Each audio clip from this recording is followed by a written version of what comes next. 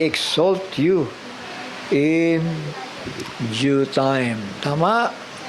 Kapag ikaw pala itataas ng Panginoon ay may naka-akmang panahon para sa iyo.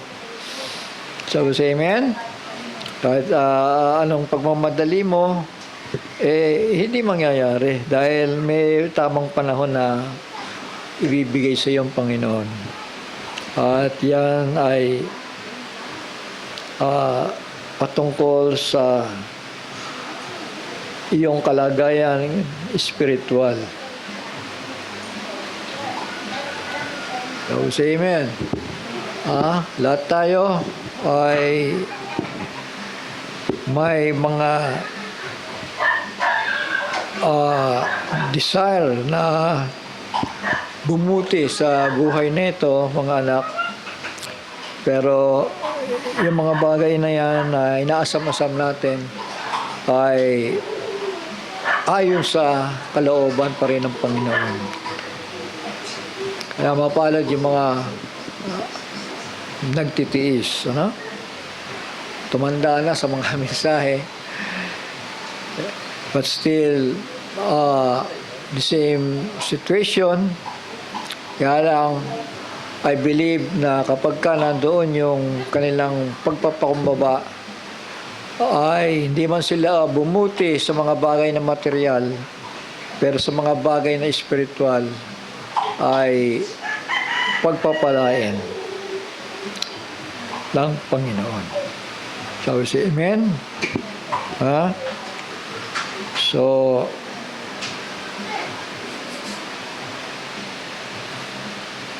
meron dito sinabi si Netanyahu, isang balita ito May pahayag si Netanyahu. Sabi niya, medyo matapang yung deklarasyon niya kasi itong talagang kinakatakutan di ba? Na kapag ang Gaza ay kinontrol ni Israel, marami nag-aalsa, di ba? Lalo na yung mga Islam religion, di ba?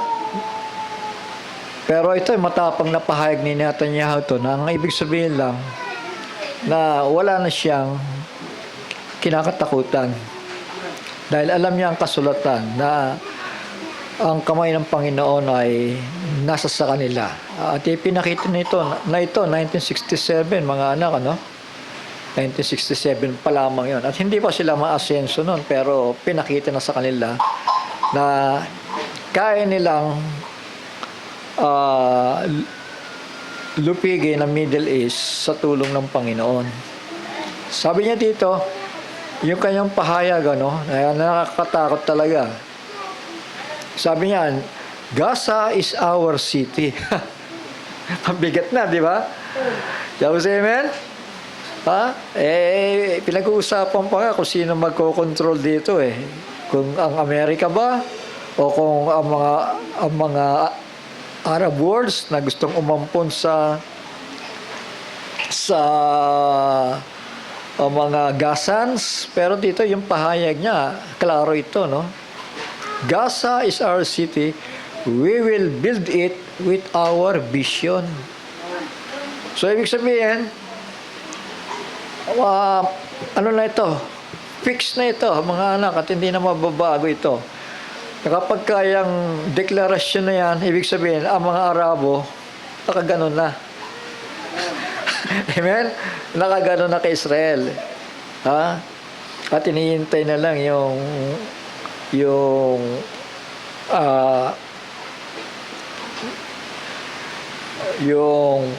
sabihin nating, halimbawa, ang Amerika, medyo magdalawang isip, Amen? Iniintay lang yon. At mga anak, yan na. Yung miraculous war, followed by the Gog and Magog war. Ayaw nito. Ba't may nawawala pala, Pansin ko may nawawala. Oo nga eh. Hindi kaya lobot, ano? Pero naka-charge naman siya. Ayan. Israel Prime Minister Benjamin Netanyahu declared Gaza as our city and affirmed Israel's commitment to rebuilding it according to their vision. His remarks come amid ongoing ceasefire efforts and discussions of Gaza's future security and governance, emphasizing Israel's role in shaping the region's path forward. So mga anak, mga kapatid, what do you expect? Kapag ka ganun? Ha? Religious war. Tama? Ano mangyayari? Babawiin ang mga lupa. Yun ang vision na sinasabi niya. Tama? Hindi lang Gaza yan. Tama? Kasi kaya nga nangangamba ang Iran, ang Turkey, ang mga Arabo. Alam nila ang kasulatan eh. Alam nila yung ibibigay na hindi naman mga tanga yan, di ba? Kahit nasabihin natin na hindi sila naniniwala sa Biblia, pero base sa knowledge ni Israel, ibibigay ang lupain na yun kay amang Abraham at sa kanyang descendants. Tama? I believe, matatalino yung mga yan. Nagbabasa rin ng Biblia yan. Dahil ang Old Testament, binabasa ng mga Arabo yan eh. Kaya kapag nakikita lang ganyan, teka muna si Israel. Sasakupin pala tayo niyan sa end time. Tama? So kaya yan, mga anak, ay yan ang kanilang pinaka focus. Kaya ang gusto nila manatili si Hamas diyan para sila na lang ang magkagulo doon at hindi na makarating dito. So say amen. Purihin ang Panginoon. So salamat sa Panginoon at manalangin tayo bago ako magtuloy-tuloy, mga anak. So yan yung mga signs na nais kong buksan. So mangyayari itong bagay nito. At papasok tayo sa last week of Daniel's prophecy. Ano? Yung nakaraan ay hindi ko na pamagatan, pero naisip ko na lamang, Brother Johnson, yung last week of Daniel's prophecy. So part 1 yun, ito yung part 2 na. Ito yung aking ipabahagi ngayon. So say amen. So napakapalad natin dahil ang pagbabantay ng Panginoon sa bawat isa sa atin ay nariyan, at yung kanyang pagpapakain sa atin ng mensaheng napapanahon. Shall we say amen? Mapalad daw yung nagbabantay. Yuko tayo at manalangin. Ama namin banal at makapangyarihan sa lahat, muli Ama, nagpapasalamat po kami sa pagkakataong ito na minsan pa kami malakas at Panginoon, may desire sa pagtitipong ito na naniniwala na muli mo kaming pakakanin ng iyong mga pahayag, Panginoon, ng unawa sa aming pagkataong loob, sapagkat ikaw nagsabi na mapalad kung ito ay mangyayari sa aming mga buhay. Kaya, Panginoon, umasa po kami na sa aming matyagang pagbabantay, sa aming iintay, Panginoon, sa mga pangako na magaganap, na naniniwala kami na ikaw po ang magbibigay sa amin ng daan, Panginoon, dahil ito po ang nais namin na makasama sa pangakong pag-agaw, Panginoon, sapagkat hahatulan mo ang sanlibutan ito na pasama na ng pasama, Panginoon. Lord, naway mangyari ang kalooban mo sa bawat isa sa amin. Kung kami ay may mga pagkakasala at hindi nagiging karapat-dapat sa aming mga buhay, turuan mo kami na maging mababa, na magtiwala na lamang sa kung anong pagwawasto mo sa aming mga buhay, at ay pasakop ang aming mga sarili, sapagkat ikaw ang kikilos, ikaw ang gagawa sa anumang kahinaan o anumang aming nalalaman. Panginoon, ikaw ang patuloy na magmomolde sa bawat isa sa amin. Ang nais namin, maging kaming karapat-dapat sa mga pangako mo, Panginoon, na iyong linisin ang aming pagkatao upang ito po ay may mangyari sa aming buhay at matutupad ang pangako na meron ilan dito na nangakatayo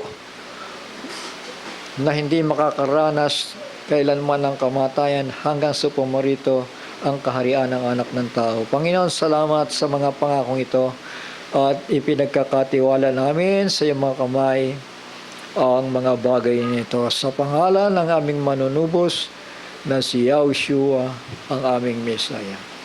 Amen and Amen. So maraming nagdi-desire sa rapture, maraming nakarinig na mensahe. Shall we say amen? At the midnight, there was a cry made. Yung, ano po yung cry made na yan? Yung dala ng standard bearer sa kanyang kapanahunan, William Marion Branham. At ang sigaw ay mensahe. Shall we say amen? At may mga nakaunawa naman na tinawag na mga matatalino. Base sa sukat ng pagpapahayag nung naunang standard bearer. Tama? Shall we say amen? Kasi sa pagsigaw ng mensahe, yung mga nakinig, iba-iba naman na napakinggan di ba? Pero meron talagang nakadesenyo para sa future na gagamitin ng Panginoon, na bagaman may mga hangin sa mga mensahe, ay meron naman din namang ibang nakakaunawa. Tama, na ito ay hangin ng turo. At sila po ay naging masikap sa pagbabantay. So, bibigay ko lamang na isang halimbawa ay si Brother Jackson, Although nakita niya mga milagro sa panahon ng propeta, pero dahil yung kanyang mindset ay balik sa kasulatan, balik sa Biblia, kaya kapag kami naririnig siyang hindi nag-align sa Word of God, ay kanya itong tinututukan, kanya itong binabantayan. Amen? So, nang ibig sabihin na pagbabantay, hindi basta kung narinig mo lang, pinasok mo na agad, at pinaniwalaan mo na, at pagkatapos nakapix na sa may mo, hindi mo alam, may hangin pala yun, So, kailangan yung matalinong pagbabantay ng bawat isa sa atin.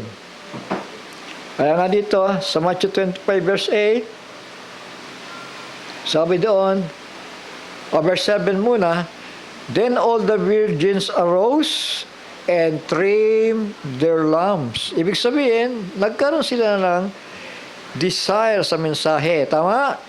Nakakaiba na dala ng propeta. Nilinis nila yung kanilang mga ilawan. Ano ba ang ilawan? Ang ilawan ng tao ay ang kanyang pag-iisip. Tama? Ang kanyang sarili. Yun ang kanyang ilawan na nagliliwanag. Siya mismo yun. Yung nagliliwanag na ilawan na yun. Ang problema, sabi dito, nang may sumigaw at habang ang mga birhen ay naglilinis ng kailang ilawan, ibig sabihin, yung mga etem mo na mali yata yung itinuro sa panahon ng ganito, alisin na natin yan. So, gano'n ang kanilang mindset, di ba?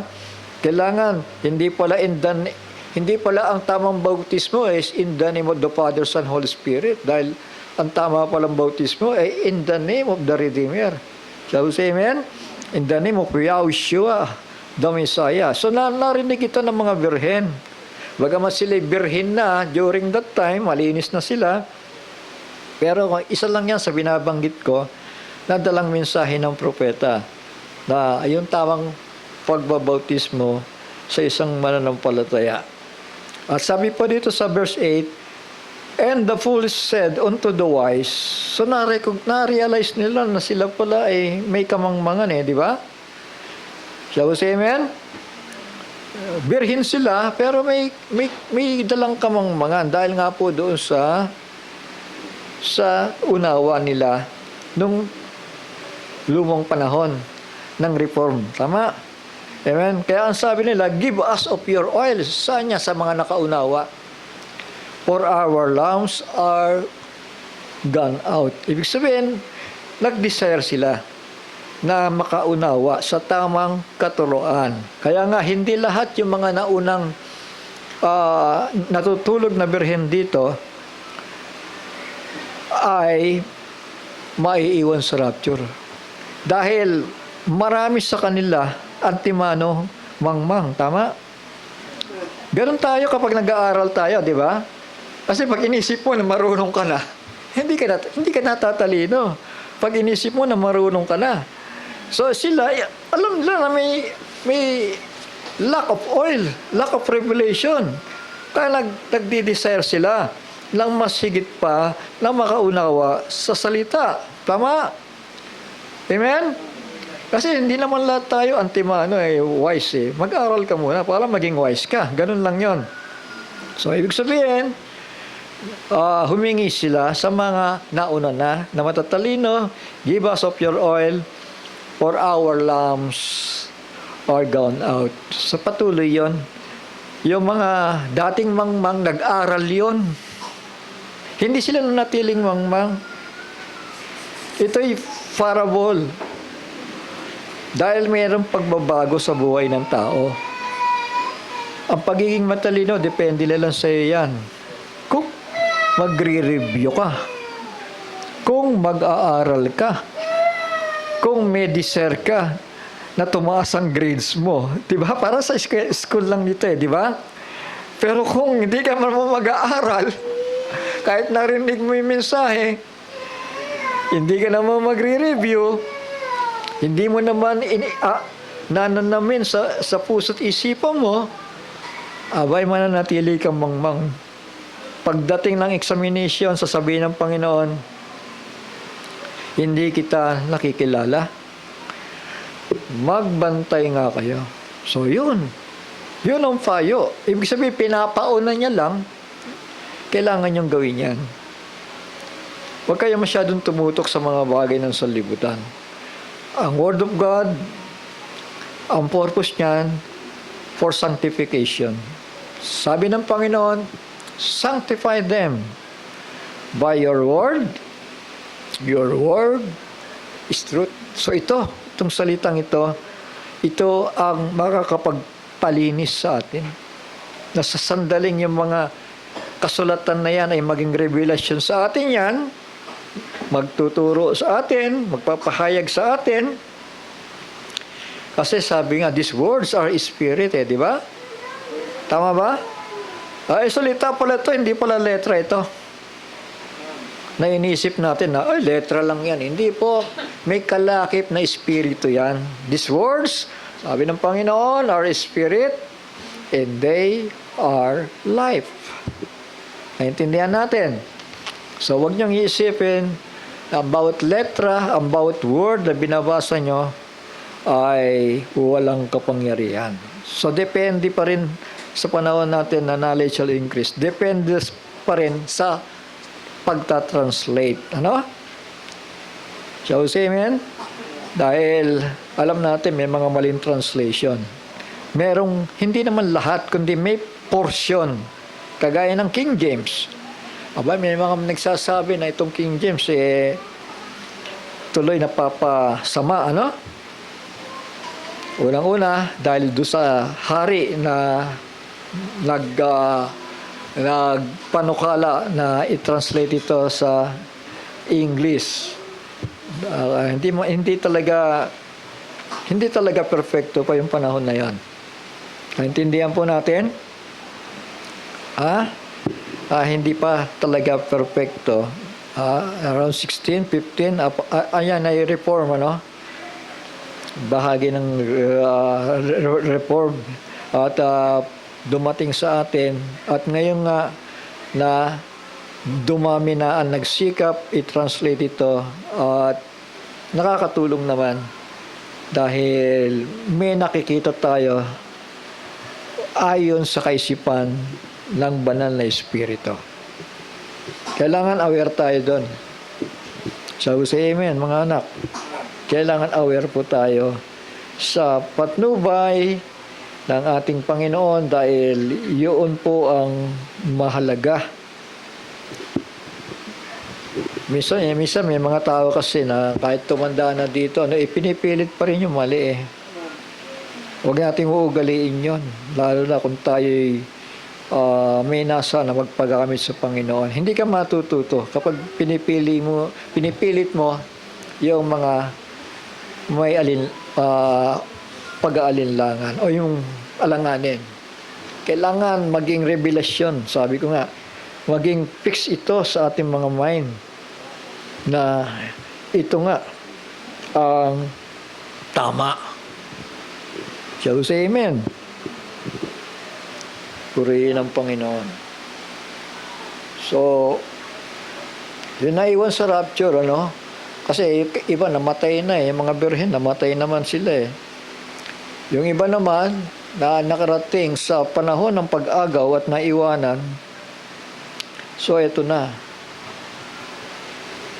The other virgins, sabi ng Panginoon, hindi ko kayo nakikilala.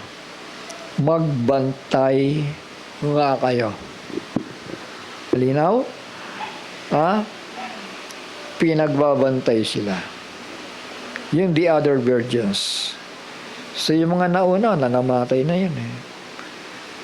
Depende na lang kung white robe saints sila o bride. Tama? At babangunin sila kung sila'y namatay na sa panahon na yon, sa panahon ng pag-agaw. Dito po yon. Dito po ang rapture of the bride. At yung mga nabubuhay, magpapalit ng katawan. Yung mga patay, sila lang yung kukunin. Halimbawa na lang si Brother Branham or Brother Jackson. Yan. Kasi namatay na sila, wala pang rapture, di ba? Sila po yung makakasama natin doon kung tayo'y gaganap ng kalooban ng Panginoon. At dito, yung mga early Christians, yung mga nangamatay after His ascension, nang ibuhos ang banal na espiritu. Karamihan din yung mga alagad, kasama natin sila sa rapture. So, say amen? Naintindihan natin. At salamat. Tuloy ko. At dahil ang mensahe ko po ay pinagmagatan ko na Brother Johnson, last week of Daniel's prophecy. So, yun. Last week, ibig sabihin, nandito tayo, nag-aaral. No? So, we say amen? Yung preparasyon, alam na natin yon dahil makailang beses. Pero ituloy ko lang. Dito tayo.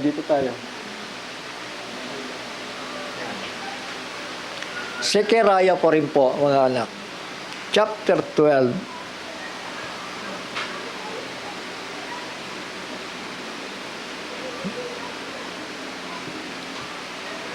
Praise the Lord.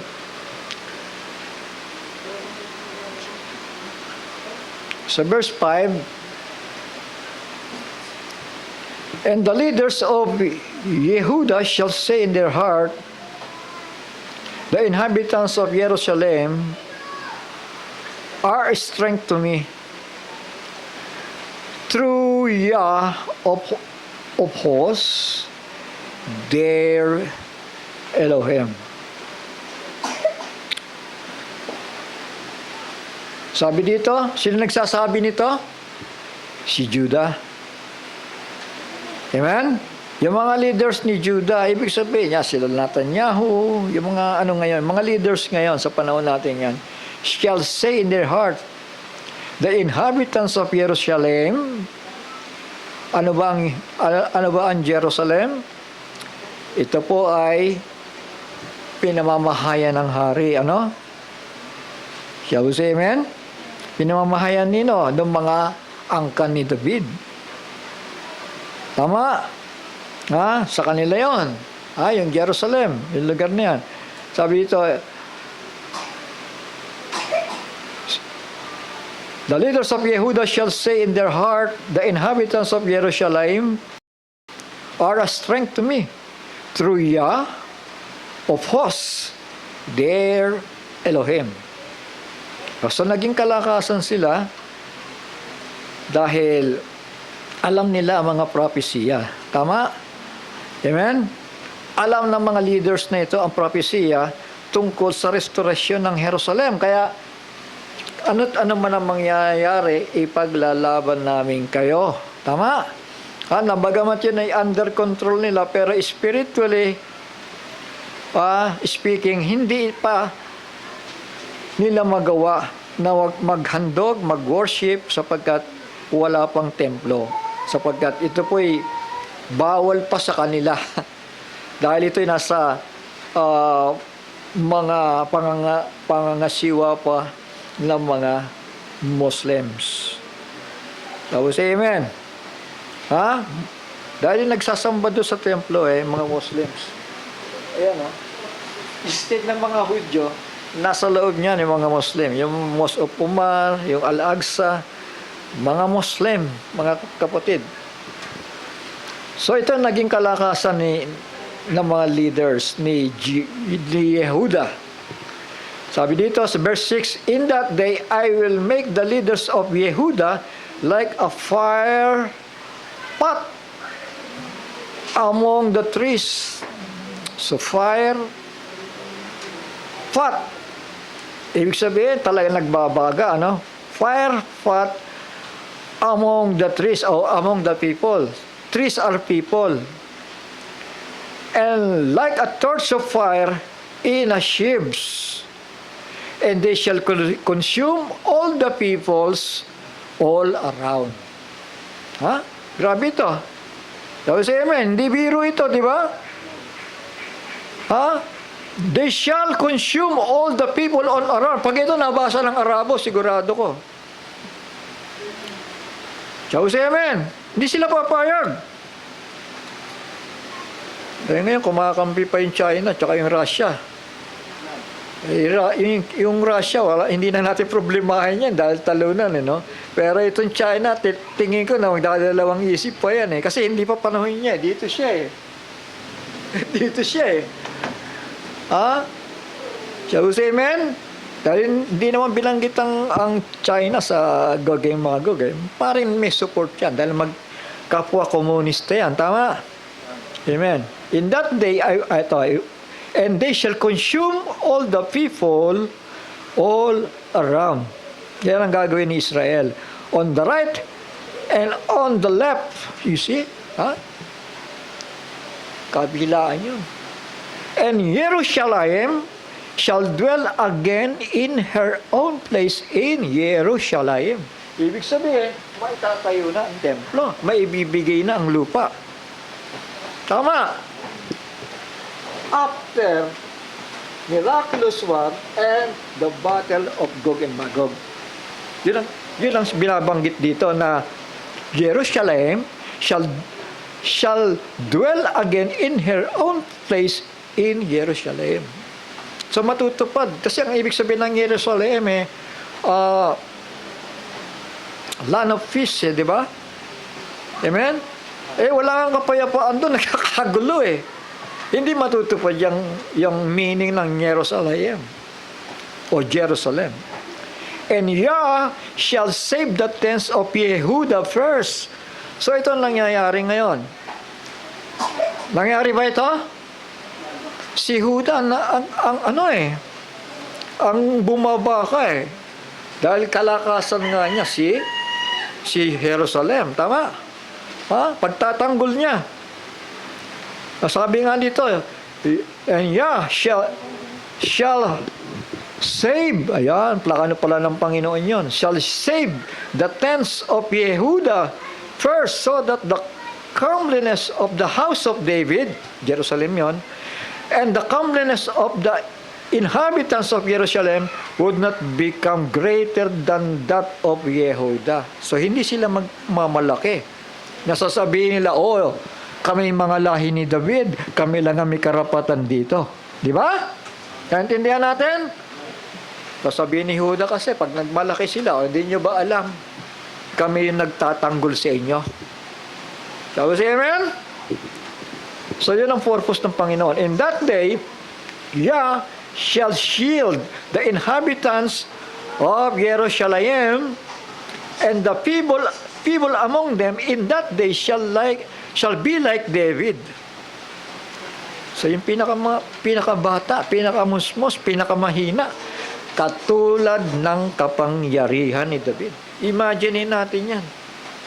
Kung anong magagawa ng Arabo, ha? Kung anong magagawa ni Gog, kung anong magagawa ni Magog. Wala silang magagawa doon. Giants yung kinalaban ni David. Higante. At ngayon, yung mga higanting bansa rin ito na kaaway ng napakaliit na si Israel. And the house of David like Elohim. So yun, ang bahay ni David ay kagaya ng makapangyarihan. Like the messenger of Yah before them. Sino messenger niya? Si Michael, the angel messenger. Tama? Ganong kalakas. Di ba? Hindi ba? Si Michael ay tatayo sa bayan ni Israel. Saan? Sa huling kapanahunan. It shall be in that day that I seek to destroy all the nations that come against Jerusalem. So grabe ito, mga anak. Ganon pinapahalagahan ng Panginoon ang kanyang dako ng pagsamba. I will seek to destroy all the nations. Wala silang magagawa dyan. I will say amen. And I shall fire on the house of David and on the inhabitants of Jerusalem a spirit of favor and prayers. So anong tagpo ito, Brother Johnson? Ibig sabihin, secured na ang border. Shall we say amen? At meron ng dalawang propeta, the two anointed one. Shall we say amen? Nandun na yung dalawang anointed one. Kasi ibubuhos na nga ng Panginoon yung kanyang presensya. Tama? I shall fire on the house of, may bahay na nga house of David. So yung mga Hudyo. And on the inhabitants of Jerusalem, yung mga inhabitants, a spirit of favor and prayers. So yan, magpapakumbaba na sila. And they shall look on me whom they fear. So harapin na nila yung kanilang sinugatan. Tama? Ha? Ito na. And they shall mourn for him as one mourns for his only son, and they shall be in bitterness over him as bitterness over the firstborn. Ganong kahalaga yung panganay. Tama? Shall we say amen? Ha? Iyakan ngayon si Israel, mga anak, mga kapatid. Iyakan si Israel dito. Ha? At anong sabi? They shall look on me. Sino yun? Si Kristo. Tama. Ha? The anointed one. Hahanapin niya siya. Dahil nagkamali sila nang nilagay sa temple at pinaluklok Tama? ito ang nailagay nila. So pagkakamali pa rin yun. Ha? They shall look on me, whom they fears, and they shall mourn for him as one mourns for his son. His son, and they shall be in the bitterness over him.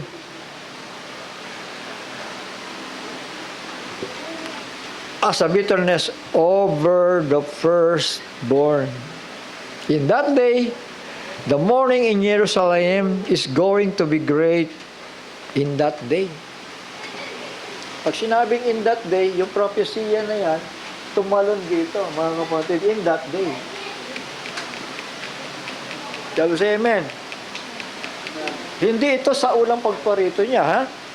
Hindi applicable yun, na in that day. Dito po yun. Sa end time. Naintindihan natin. Yung in that day, pag binabasa niyo itong Zechariah, in that day, in that day, in that day, sa end time yon. In that day, morning in Jerusalem is going to be great like the morning at Hadadrimnon in the valley of Megiddo. As a type, sa 12. And the land shall mourn every clan by itself, the clan of the house of David by itself, and their woman by themselves, the clan of house of Nathan by itself, and their woman by themselves. So dito po sa last week, iyakan ng mga tribo. Tama? Shall we say amen? Kaya nga merong ilan? 144,000 na mga lalaki pa lang yung natatakan sa kanilang mga noo. Shall we say amen?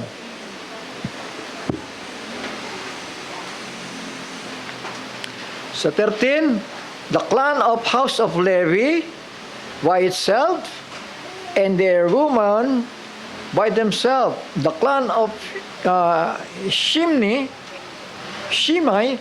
by itself, and their woman by themselves, and all the rest of clans, every clan by itself, and their woman by themselves.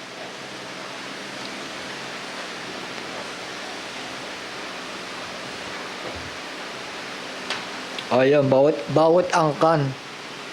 Ha?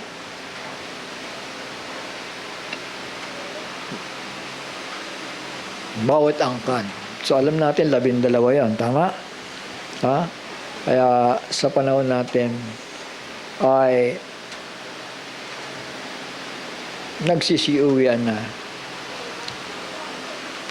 So may gusto lang ako mga linawin, kaya nag-uulit ako, no? Meron lang akong gustong idagdag pa.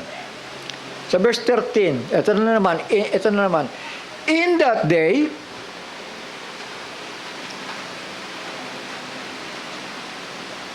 a fountain shall be opened for the house of David, and for the inhabitants of Jerusalem, for sin and for uncleanness. Ulitin ko lang. Bagamat dito, sa unang pagparito, may bahagya dito, tama? Pero dito po yung fullness, dito po yung pinaka kaganapan ng hulang ito, tama? In the last days. Naintindihan natin? Parang meron lang akong gusto ipakita, no? Para hindi kayo malito. For sin and for uncleanness. Kasi dumating ang time na tinanggihan na nila yan, tama? Amen? Siguro, ngayon, ang mga hulang ito ay direkta na applicable dito sa panahon natin na kinabubuhayan. Ayan, for sin and for uncleanness, dahil patuloy pa rin ang karamihan sa bayang ito. Sa verse 2, and it shall be in that day, so yon, in that day, dito na tayo. In that day, declares Yah of hosts, that I cut off the names. So ito. Sana. Baliktad.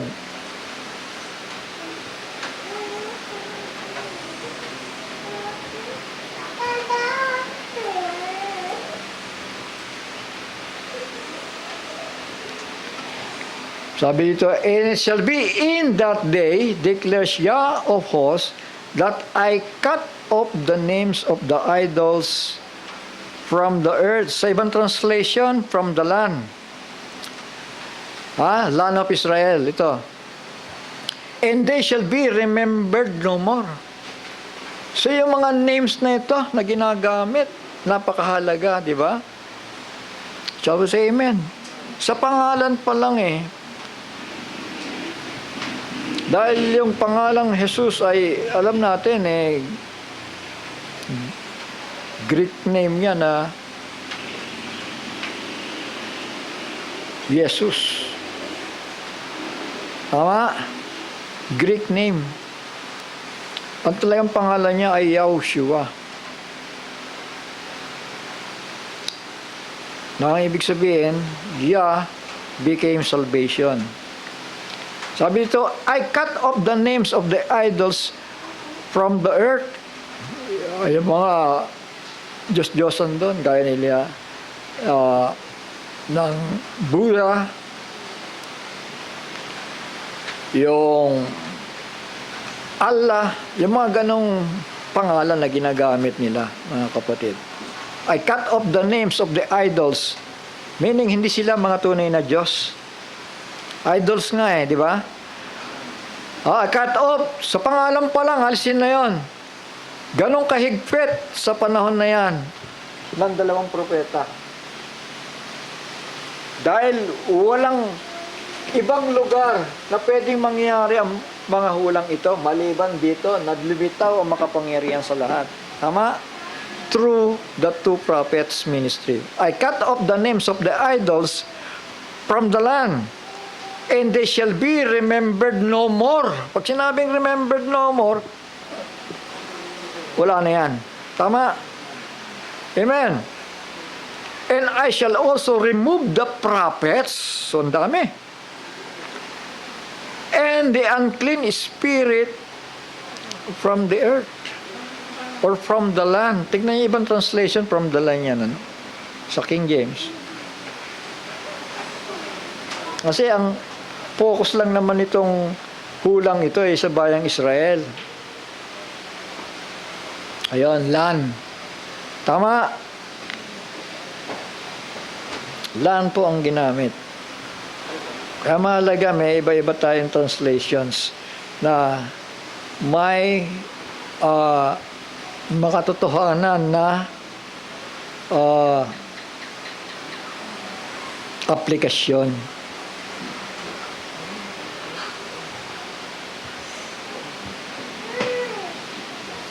Amen.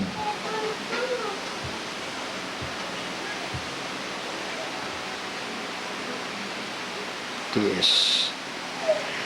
And it shall be, sa verse 3, when one prophesied again, then his father and his mother who brought him forth shall say to him, you shall not live, because you have spoken falsehood in the name of Yah. And his father and his mother who brought him forth shall curse him through when he prophesies. So, ganong kahigpit, mga anak. Talo natin sa verse 7.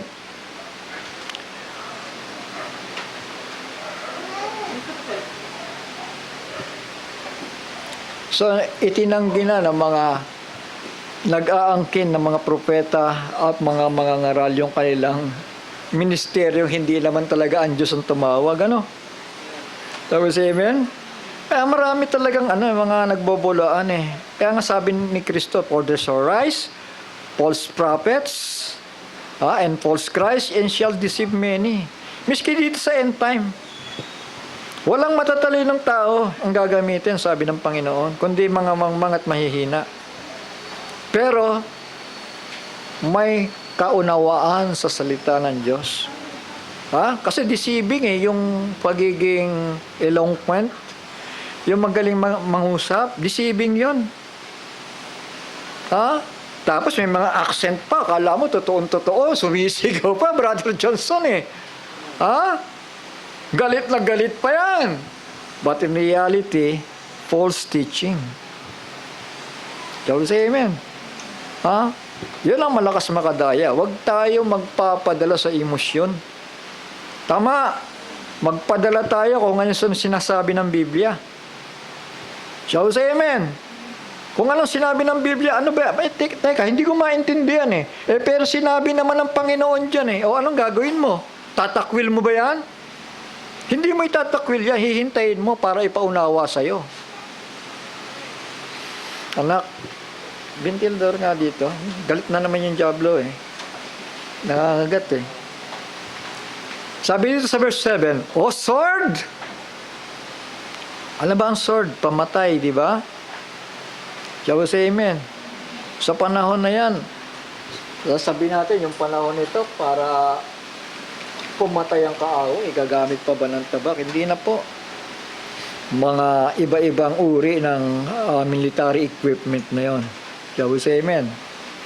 O sword, awake against my shepherd, against the man who is my companion. Ngayon dito, yung tinatawag natin dual application, para hindi lang kayo malito, pwede mong i-apply ito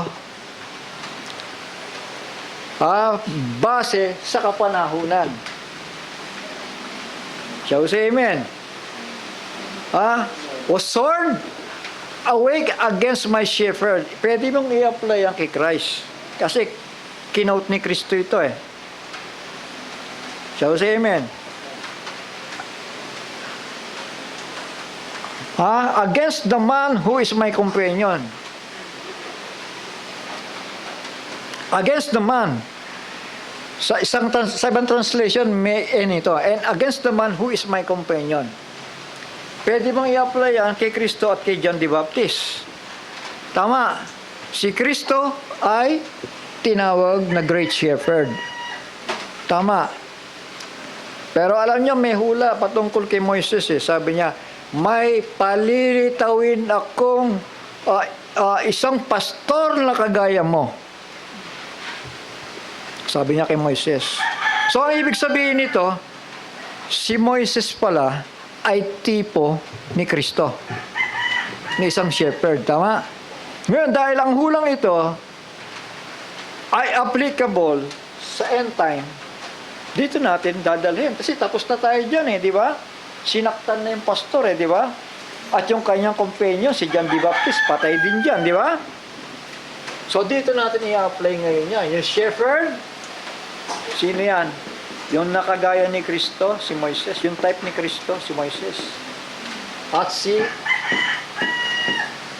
Elijah. Tama? The same anointing na kay John the Baptist. So yan. Awake, O sword, against my shepherd and against the man who is my companion, declares Yah of hosts. Strike the shepherd and let the sheep be scattered. 70 AD. Dito nangyari yun, ha? Pero uulitin dito sa Great Tribulation. So, say amen. After na saktan at mapatay ang dalawang propeta. Liwanag? So, huwag kayong malilito dito sa chapter 13 verse 7. Kasi questionable ito eh, di ba? Pero malinaw yan. Dahil kailangan lang nating intindihin ito.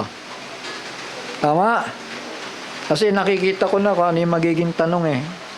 Naghihintay kasi ako ng mga tanong ninyo. Pero hanggang ngayon, naghihintay pa rin ako. Magtanong lang kayo kung medyo may kalituhan sa inyo. Tama?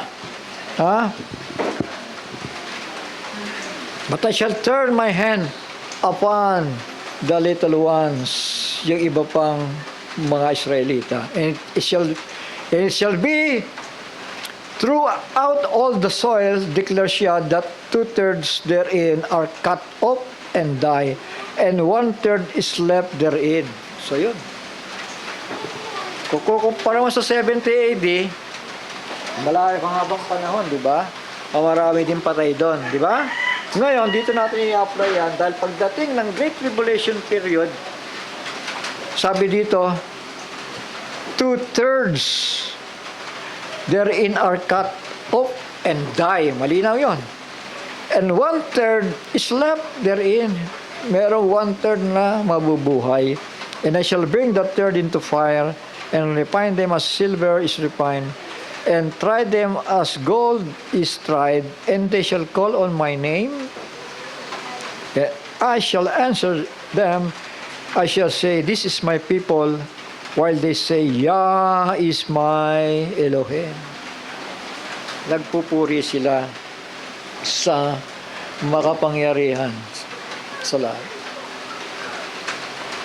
Sa verse 14,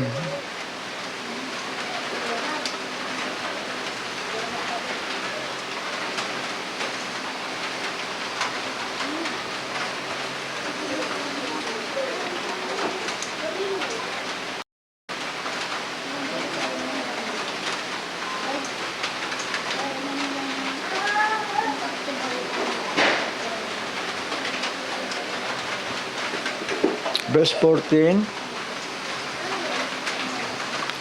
see, a day shall come for Yah, and your spoil shall be divided in your midst. Brother Johnson, anong spoil yung i-divide dito sa panahon nito?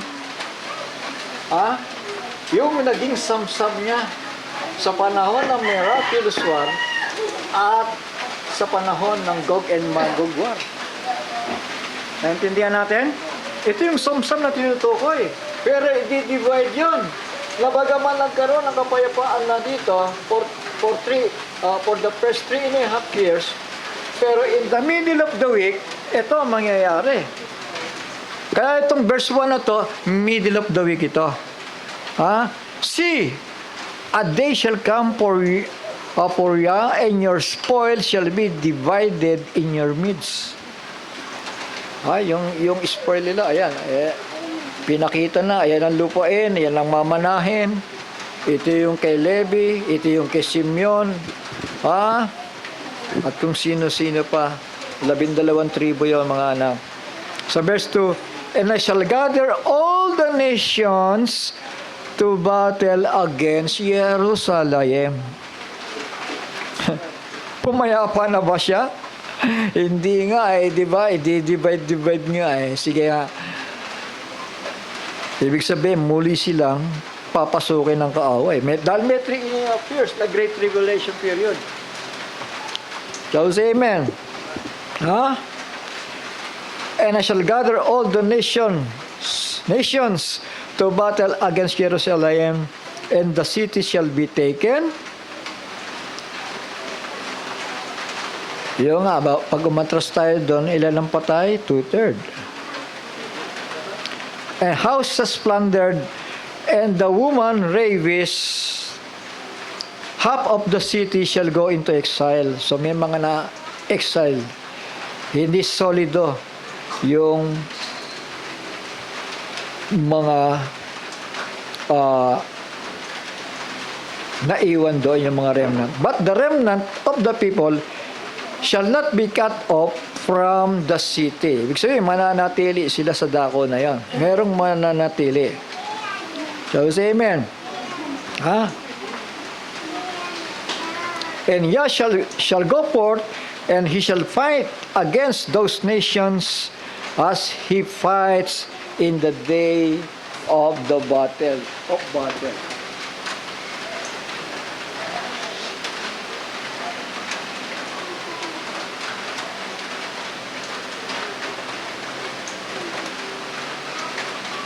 So ito ito yung propesya sa Daniel chapter 12 verse 1. Now at that time Michael shall stand up, the great head or the great prince, who is standing over the sons of your people, Israelian. And there shall be a time of distress. Ito na po yun. Great Tribulation. Kasunod ng 3.5 years peace. There shall be a time of distress. such as never was since there was a nation, until the time, and at that time your people shall be delivered. Yung mga buhay. Amen. And everyone who is found written in the book, the 144,000, mga kapatid. So ito, chapter 14, verse 1. Dito pa rin yan, ha?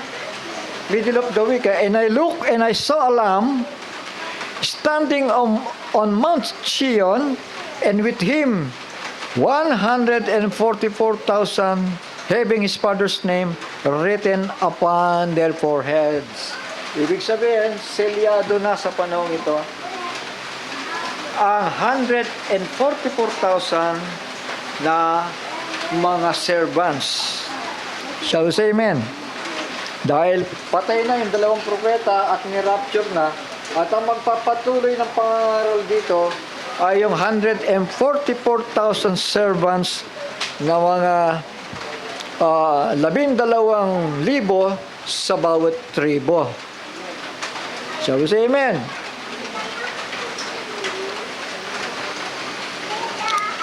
So yan, and he shall go forth and he shall fight against those nations as he fights in the day of the battle. So ang problema, maraming patay. Shall we say amen? Pero may maliligtas ba? Meron. In that day, sa verse 4, his feet shall stand upon the Mount of Olives, which faces Jerusalem on the east, and the Mount of Olives shall be split into. So ito na. Ito na yung Great Valley of Asal na magi-split sa dalawa. Amen? Maghihiwalay ang ibig sabihin.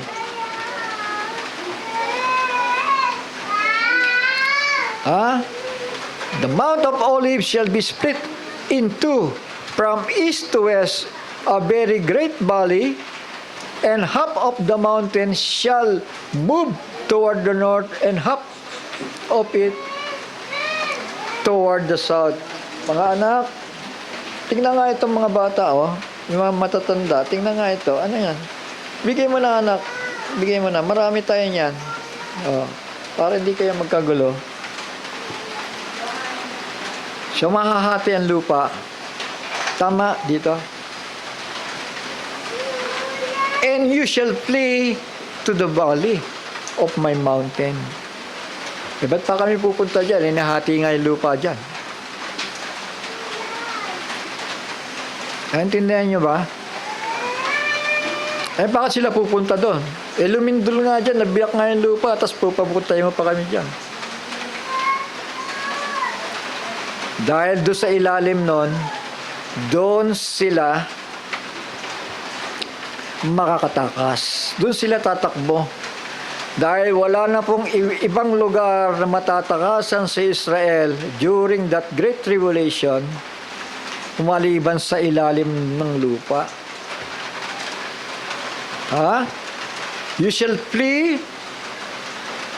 sabi ito, and you shall flee to the valley of my mountain. For the valley of the mountains reaches to Etzal, and you shall flee as you fled from the earthquake in the days of Uzziah, sovereign of Yehuda. And Yah, my Elohim, shall come, all the set apart ones with him. So, dadating pa lang. Hindi agad-agad yun, ano? Kasi dito pa yung kwento eh. Naintindihan natin? Nandito pa yung kwento eh. Pero ang kasunod, yung pagbaba niya, dito pa yon. Naintindihan natin? Kaya kung hindi ninyo ito titignan, mga anak, itong illustrations dito, hindi nyo may imagine. Kaya nga yung mga scribes natin, gumagawa sila ng mga illustrations, detail by detail, pinaliliwanag nila yan, para maitatak sa isipan ng tao. Maging pahayag ang kasulatan. So may tatakasan sila. For the valley of the mountains reaches to Israel, and you shall flee as you fled from the earthquake in the days of Uzziah, sovereign of Yehuda. Type yon na nangyari sa nakaraan. And Yah, my Elohim, shall come. And all the set apart ones with you. Ang sabi dito, and in that day, it shall be dark. Ayan. And there is no light. It is dark. Saan yan? Dito. Dito nagsimulang dumilim. Shall we say amen? Because of the fourth trumpet. Tama. Dito nagsimula dumilim. Anak. Shall be dark. And it shall be one day which is known to Yah, neither day nor night. But at evening time, there shall be light. Mga anak, at the evening time, ayun, bumababa na ang Messiah. Shall we say amen? At the evening time, there shall be light. And in that day, it shall be that the living waters flow from Jerusalem. Doon, mga anak, mag-uumapaw ang presensya ng Panginoon Diyos. Shall we say amen? The living waters flow from Jerusalem. Pati yung tubig, sasabay yung Espiritu ng Panginoon doon sa tubig. Half of them toward the eastern sea, half of them toward the western sea. In summer, as well as in the winter. So, sa Middle East, kahit summer, sagana sa tubig. Dapat sa amen. Di ba nangyayari na ngayon, umuulan na nga sa Dubai na dating tagtuyot, mga anak. At tinutubuan na rin ng yung iba-ibang lugar, tinutubuan na rin ng mga halaman. Dahil ang Panginoon nagpaparamdam na ng tubig sa bansang ito, sa mga bansang ito. And Yah shall be sovereign over all the earth. That is the millennium. In that day, there shall be one Yah, or one Almighty One, and His name one. Kaya nga isang pangalan lang ang ginagamit dapat di ba? Sa ngayon, merong Allah, may Buddha, may Zeus, at kung ano-ano pang pangalan na ginagamit. Sabi nga nung binasa natin kanina, I will cut off the names of Baalim in Jerusalem. Tatanggalin lahat yon. Yung mga maling Diyos na sinasamba ng tao. There shall be one Yah, or one mighty one, and His name one. Isa lang ang kanyang pangalan. His name is Yah. Hallelujah, hallelujah, hallelujah. Hallelujah. Hale means praise. Yah. Purihin ka. Yah. Yun ang ibig sabihin nun. Kaya nga, His name is one. And the land shall be changed into and all the land shall be changed into a desert plain from Jeba to Rimmon, south of Jerusalem, and she shall be raised up the inhabitants in her place from Benjamin's gate to the place of the first gate, and the corner gate, and from the tower of Hannah to the winepress of the sovereign. So ito yung mga kasunod na pangyayari. Sa 11 muna. And they shall dwell in her, and there shall be no more utter destruction. Brother Johnson, ibig sabihin, di ba malinaw ito? No more utter destruction. Ibig sabihin, tapos na to. Amen? Tapos na rin ang dakilang kapighatian. Tama. But Jerusalem shall be safely inhabited.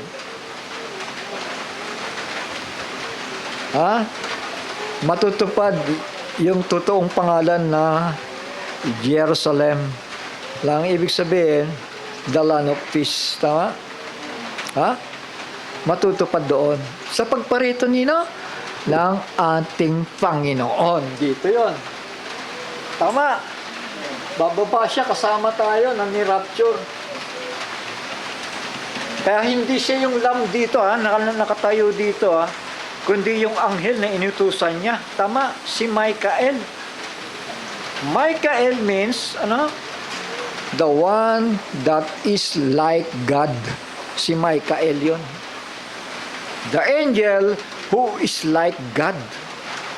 Siya muna yung pinauna. Sige, Michael, diyan ka muna. Dito ako sa wedding supper. Dahil kasama ko yung aking asawa. Tama? Ha? Sa marriage supper.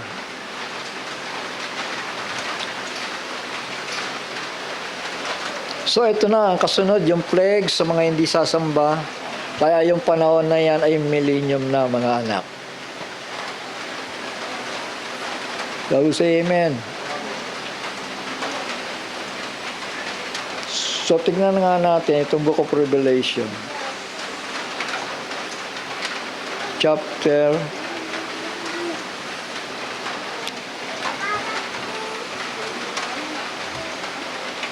12.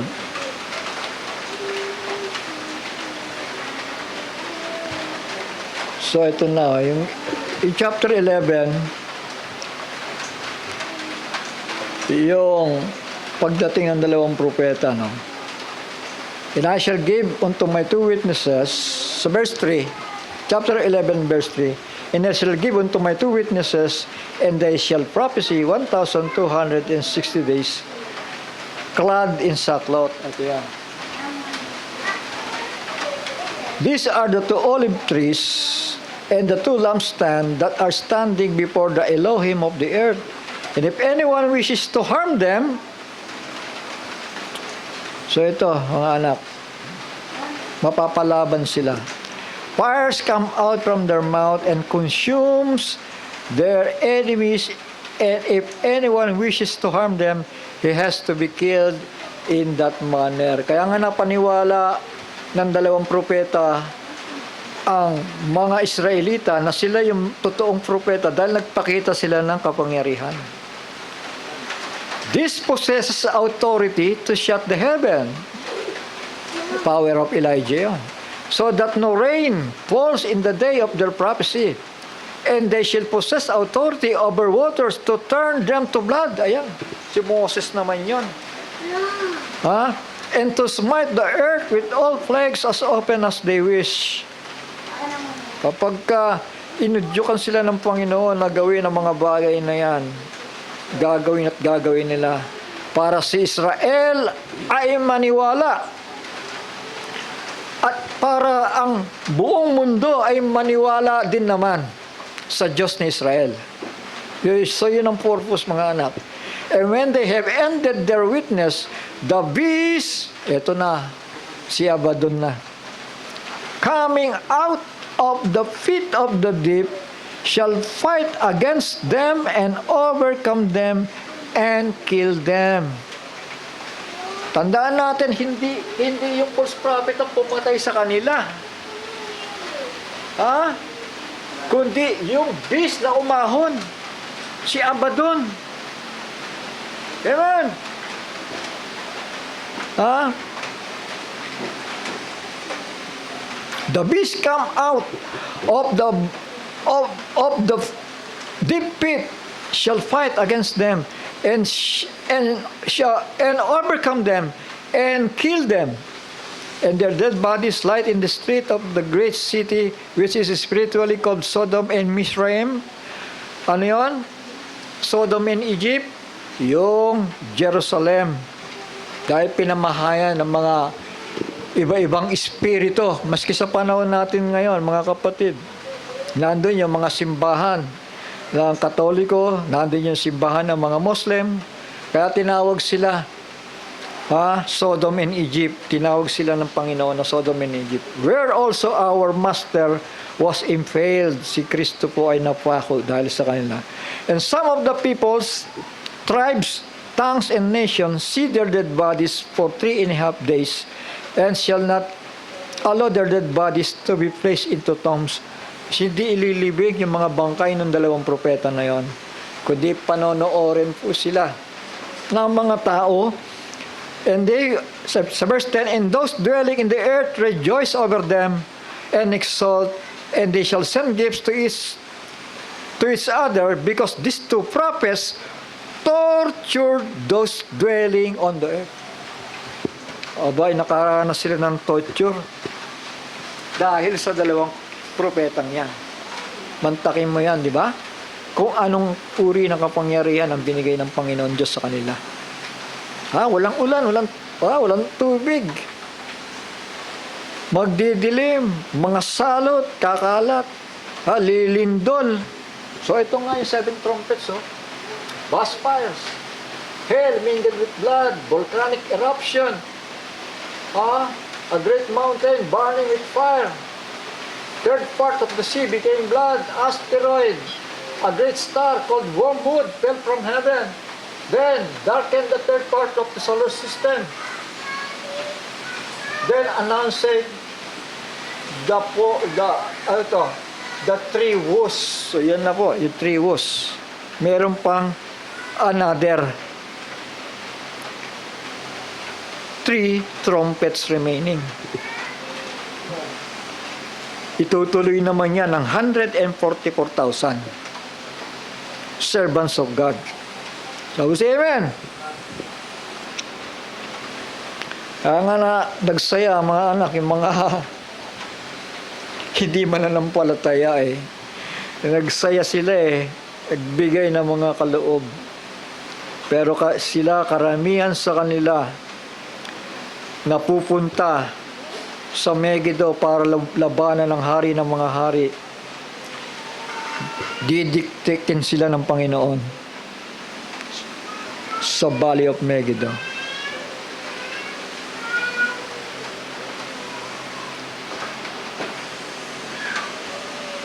So, anong kasunod nito?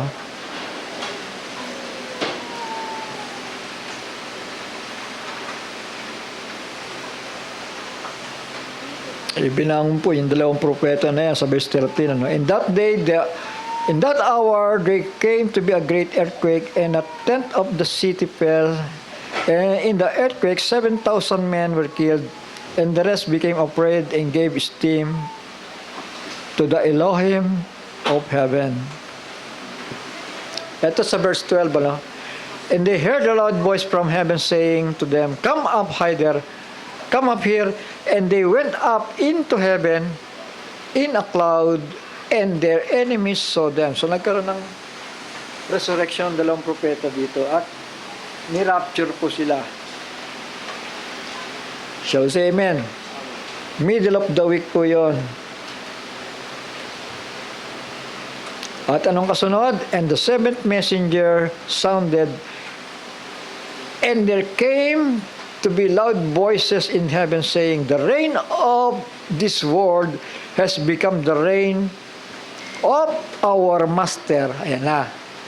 Papasok ngayon ang millennium. Shall we say amen? Shall we say amen? The reign of this world has become the reign of our master and of his Messiah, and he shall reign forever and ever. So yan. Purihin ang Panginoon. So, sana may naidagdag ako, no? Amen po ba? So, dahil 2:00 na po, mga anak, dito na naman po muna tayo, ano? Tayo po yung magpasalamat. At Ama namin, banal